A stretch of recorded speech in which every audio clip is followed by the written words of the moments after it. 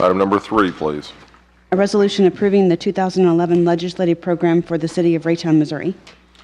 Mr. Sharma, anything to add, sir, as our city administrator? No, sir, I already spoke about this program, so I'll be happy to answer any question you may have. We'll go straight to Mr. Azier.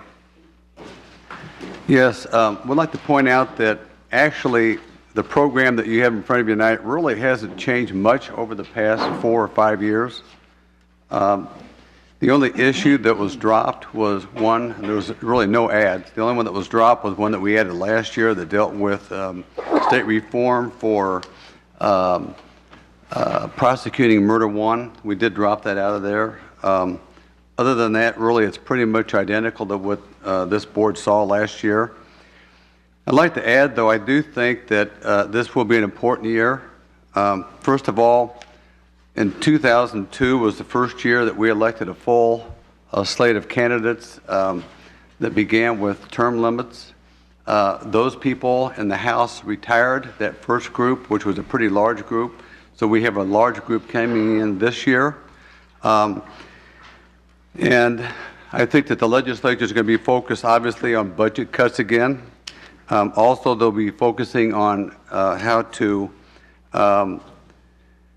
create income advantages for corporations that want to come into Missouri and relocate. I do think that there's nothing for us to really look at that we might be confronted with as a city, but I do believe that this will be a year that probably the chamber and the school district and the city of Raytown will need to watch things very close and be willing to work together. We took a step forward last year in trying to have a closer relationship with the other two entities to work with them. We usually rely on the MML to take our issues as a city. And I think that some of the issues that may surface this year that we need probably to, as board members, watch will be things like changes in TIF, which come up every year. They haven't really made any changes, but each year they are trying to redo those, really with some very significant changes. They haven't won yet, but it would affect our city. They've also talked about right-to-work laws, changing prevailing wage, and as I said before, lowering some of the taxes for large corporations to encourage them to relocate Missouri. So these are issues that we need to be aware that may be surfacing. And then finally, we'll be looking at within the next 10 or 11 days, by January 1st, the court will have to redistrict, or those districts will have to be in place, and the census will be released. We'll take a closer look at Raytown. So there'll be a lot of new information in front of us coming up very shortly. And then I'll conclude just by saying what I said once before. This is the new legislature. I suspect they'll be a little bolder than the last one. They're going to come in with a lot of new ideas. And certainly when you're dealing with things like budget cuts, especially with the school district, I know, but likewise even with the city, we can all be affected. So it's going to be a year that we really all need to pay very close attention. Thank you, Mr. Mayor. Mr. Lightfoot is co-chair. Yes, sir. Thanks, Mr. Azier. I'd just like to add that one issue that we have discussed before that we will be lobbying for is the increased efficiency in our utility billing. And I have been in further contact with Representative Brown and State Representative Gary Cross, and both are receptive to helping us with that.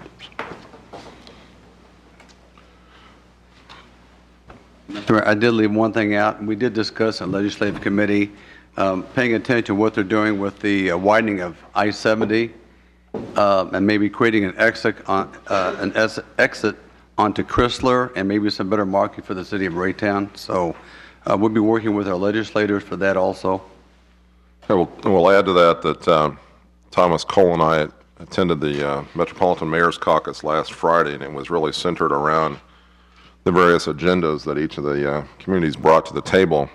And I think that ours is certainly in line with the others, and the emphasis continues to be with the Mayor's Caucus, that of economic development, and looking to our legislators to help with the incentives that might be available to us in fighting what is perceived to be the Kansas draw of our businesses. So we're looking hard for that, and I think that was the constant message of each of the cities that were at the caucus this past Friday. So I think our legislative agenda is right in line with all the others, and I actually would say that I think it's assembled much better myself. So a little brag on us. Anything else? Make a motion to approve. Second. Ms. White's got the motion to approve, second by Ms. Melson. Discussion further before we vote on item number 3. Mr. Van Buskirk. There are a couple items in here that I do have some reservation about, and I remember having the same reservations last year when we approved this, but I can probably live with them. But one thing I wanted some explanation on was the Missouri Department of Motor Vehicle allowing local chambers of commerce or economic development organizations the first right of refusal to operate a Missouri Department of Motor Vehicle driver's license renewal office located in their community. So is that suggesting that it would go to some individual or in the community first, or is it suggesting that some organization would operate that? Can I just some explanation on that, if anyone can do that for me? Either of the chairs? Mr. Lightfoot, Mr. Mock, go ahead.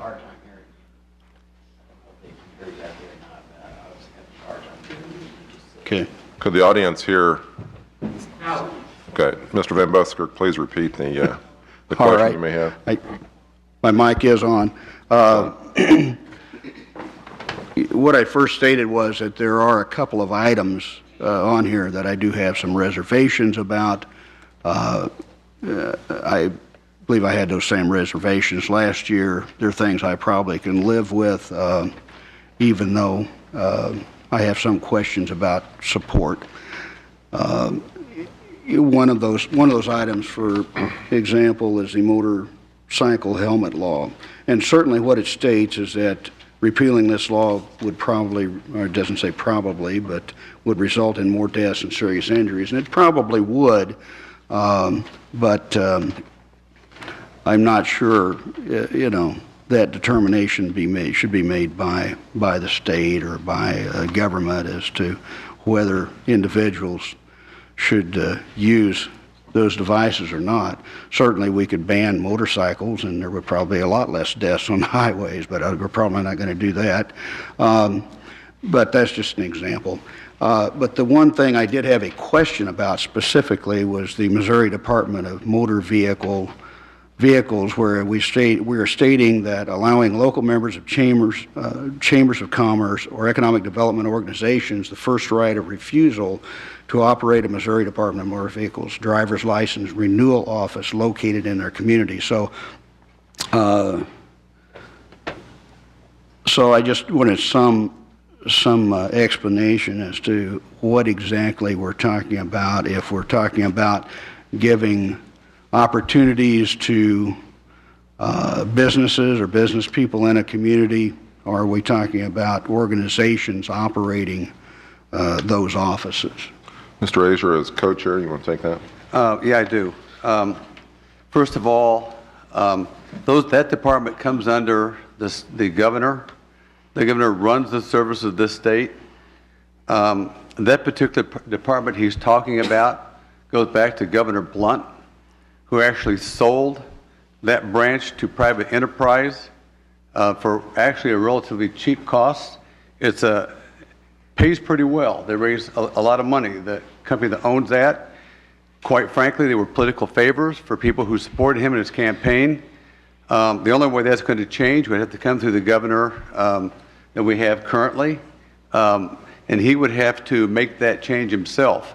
That's something that you would not see the state legislature do, so it wouldn't be really part of our legislative agenda, because I don't think that first of all, they're mostly Republicans anyway, and they were the ones that sold it to this company, so I'm not likely they're going to undo that. But I don't think that's something that's within the realm of this city to even take issue on, unless they want to go directly to the governor and ask him, but that's how we would have to approach that. Okay, I'm not a little confused as to what exactly we're asking for, though. All right, let's ask Mr. Lightfoot to lend a hand on that.